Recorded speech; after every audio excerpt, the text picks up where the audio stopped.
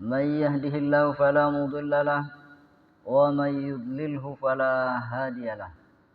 أشهد أن لا إله إلا الله وأشهد أن سيدنا ومولانا محمد صلى الله عليه وسلم.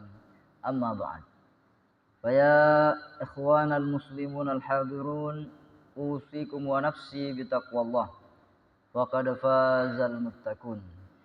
وقد قال الله تعالى في كتابه الكريم وهو أصدق القائلين: أعوذ بالله من الشيطان الرجيم، بسم الله الرحمن الرحيم.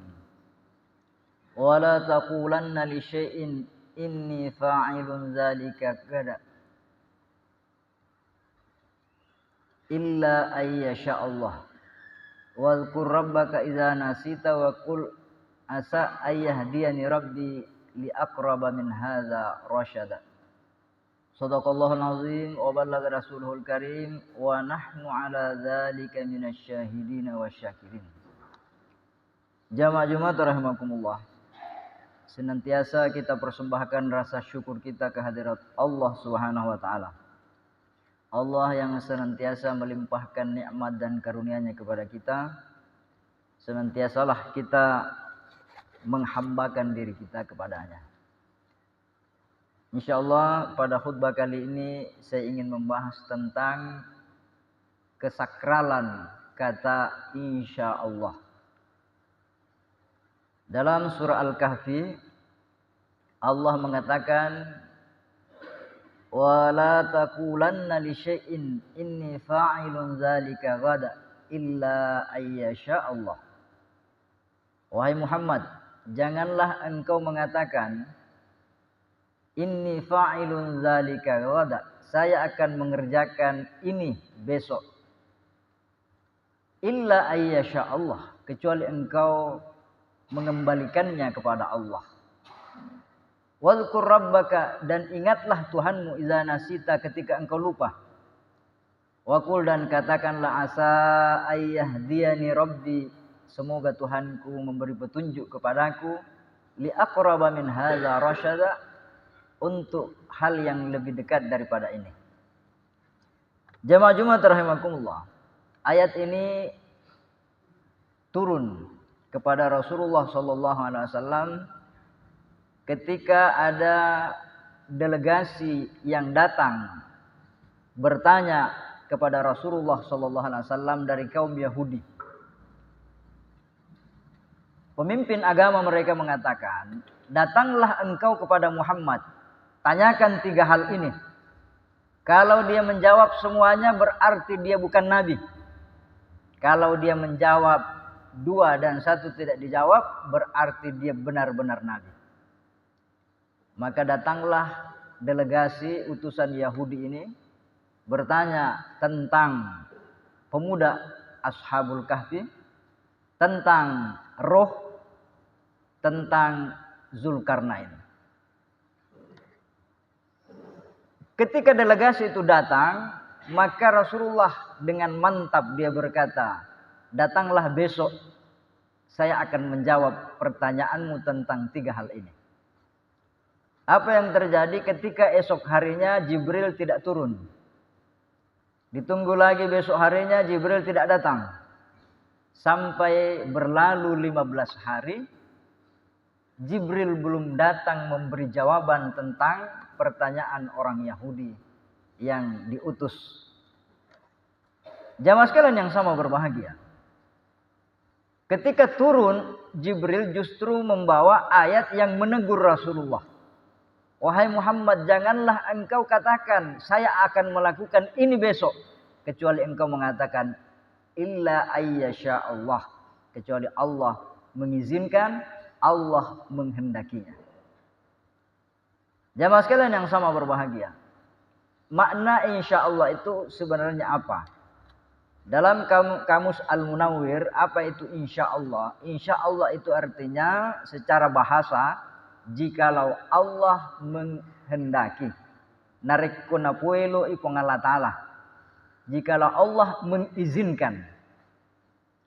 Kata Syekh Mutawalli Asy-Sya'rawi bahwa ketika engkau menjanjikan sesuatu besok atau akan datang, maka itu berkaitan dengan 5 hal. Apa itu? Pertama ada subjek, pelaku.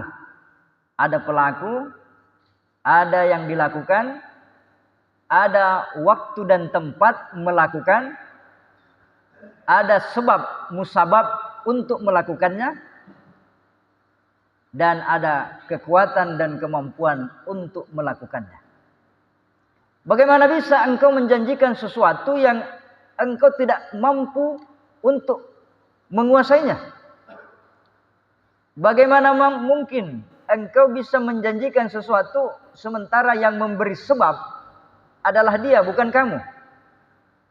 Bagaimana mungkin engkau menjanjikan sesuatu esok hari sementara engkau tidak bisa menanggung apakah engkau masih hidup sampai besok hari? Maka teguran ini untuk kita yang selalu menjadikan kata insya Allah ini tidak pada tempatnya.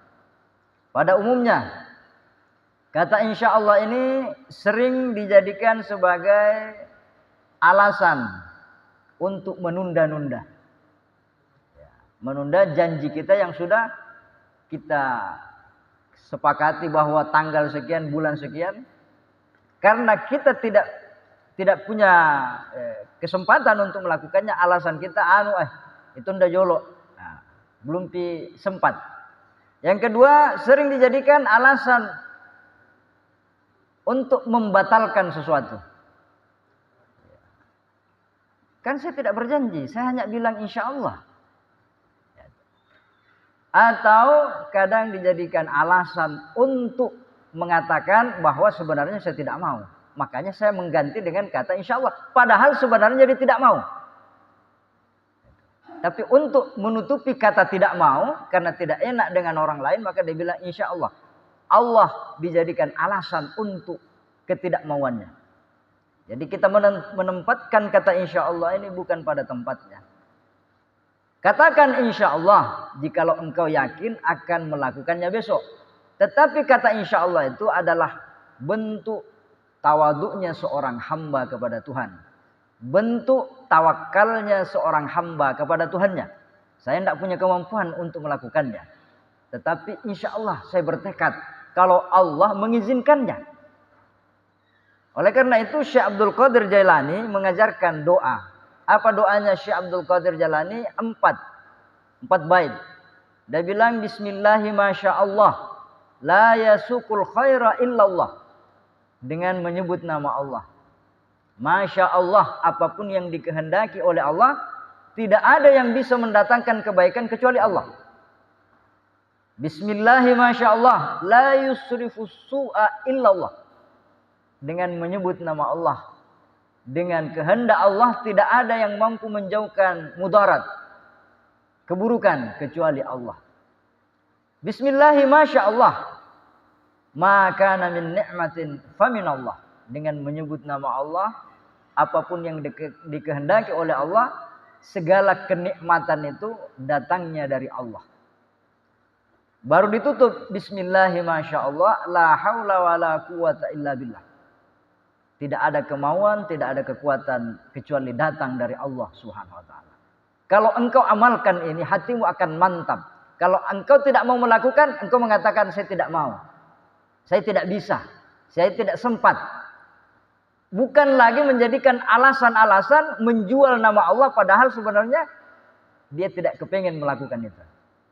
Jamaah sekalian yang sama berbahagia.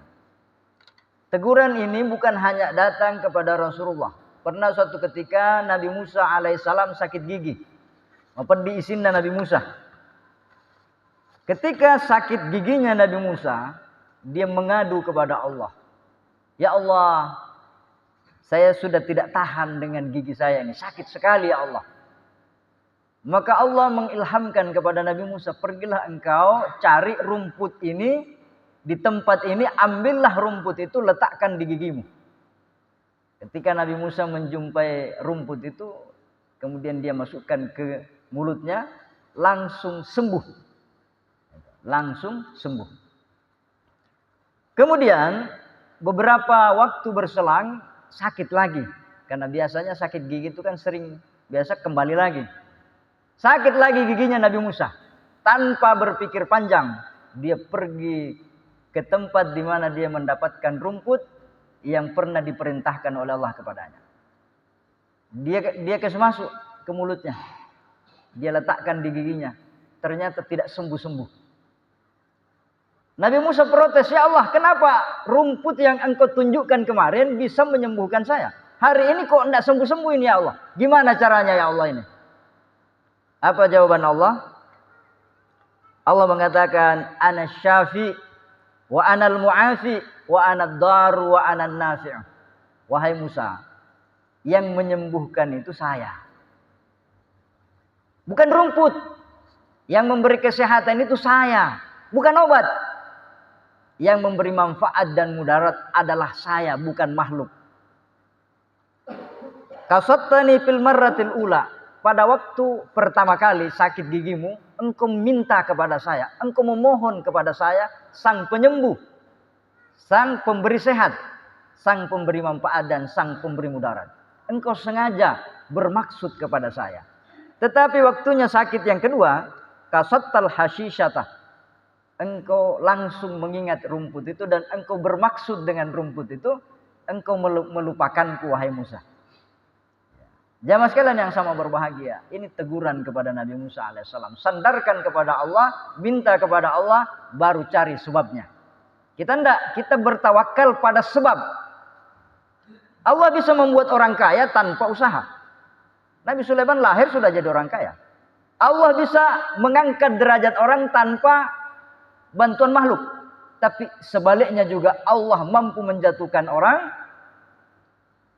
tanpa bantuan makhluk. Allah bisa menyembuhkan orang tanpa asbab obat. Tetapi Allah menjalankan takdirnya dengan ada namanya kekuatan Allah dan Allah beri sebab. Jamaah sekalian yang sama berbahagia. Di lain tempat dalam kitab I'anatul Talibin dikisahkan pula dalam sebuah hadis bagaimana Nabi Sulaiman alaihissalam ditegur oleh Allah Subhanahu wa taala. Ya. Nabi Sulaiman ini dikisahkan dalam Sahih Bukhari.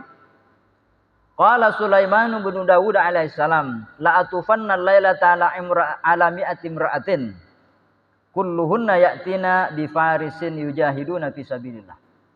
Suatu malam Nabi Sulaiman alaihissalam berkata, saya akan mendatangi 100 istri saya. Dan ketika saya berhubungan dengan 100 istri saya malam ini dan hamil semuanya dan melahirkan 100 orang anak laki-laki yang menjadi mujahid fi sabilillah. Sungguh luar biasa kata Nabi Sulaiman. Tapi dia tidak berkata insya Allah. Dia berkata saya akan datangi 100 istri saya pada malam ini. Dan semuanya akan hamil. Dan semuanya melahirkan anak laki-laki. Dan akan menjadi pejuang membela agama Allah. Luar biasa. Penunggang kuda yang gagah di medan tempur. Tapi dia tidak bilang insya Allah. Apa yang terjadi? Tidak satupun dari 100 istrinya yang hamil dan melahirkan kecuali hanya satu. Itu pun yang satu, ya, yang satu itu dia melahirkan ja'ad bisyikki rijlin. Ya, dia melahirkan anak yang cacat. Ya. Apa kata Rasulullah SAW? Lau qala insya Allah, seandainya Nabi Sulaiman mengatakan insya Allah, la jahadu fi sabilillah azza wa jalla. Niscaya dia akan melahirkan 100 orang anak dan semuanya akan menjadi pejuang di jalan Allah Subhanahu wa taala. Begitu pentingnya kita menyandarkan kata insyaallah. Setelah kita yakin, setelah kita bertekad dan kita sandarkan la haula wala quwata illa billah. Jamaah Jumat rahimakumullah, yang terakhir ada kisah yang menarik dari Nasiruddin Khojah. Nasiruddin Khojah ini sering diplesetkan namanya, padahal dia ulama besar, sering dikatakan Abu Nawas. Nasiruddin Khojah ini seorang ulama yang terkenal di Baghdad. seorang sufi darwis. Suatu ketika dia ingin menjahit baju gamis. Maka datanglah dia ke penjahit. Pak, saya mau menjahit gamis. Berapa lama Anda bisa menyelesaikan baju gamis ini? Penjahit itu berkata, datanglah setelah 2 minggu, insya Allah. Insya Allah 2 minggu bisa selesai. Setelah berlalu 2 minggu, Nasiruddin Khoja ini datang ke tempat penjahit itu dengan harapan bahwa baju yang dia harapkan sudah selesai. Setelah sampai di sana ternyata bajunya belum selesai. Apa alasannya penjahit? Insya Allah datanglah 1 minggu lagi. Setelah menunggu 1 minggu, Nasiruddin Khoja datang lagi. Ternyata belum selesai juga. Dia bilang, datanglah 1 hari lagi. Jamaah sekalian yang sama berbahagia.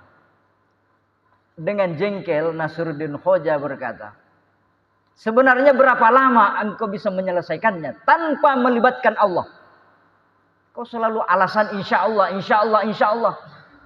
Tanpa bawa nama-nama Allah, sebenarnya berapa hari kau bisa selesaikan ini? Jamaah sekalian yang sama berbahagia, dia ingin menyinggung kita. Bagaimana kita selalu mengatakan insya Allah, insya Allah, insya Allah. Sebenarnya kita tidak pernah bersungguh-sungguh untuk menepati janji kita. Tidak pernah bersungguh-sungguh untuk melakukan apa yang kita janjikan. Jamaah sekalian yang sama berbahagia, inilah yang seharusnya kita lakukan. Kata insya Allah ini tidak ada dalam ajaran-ajaran agama yang lain selain agama Islam.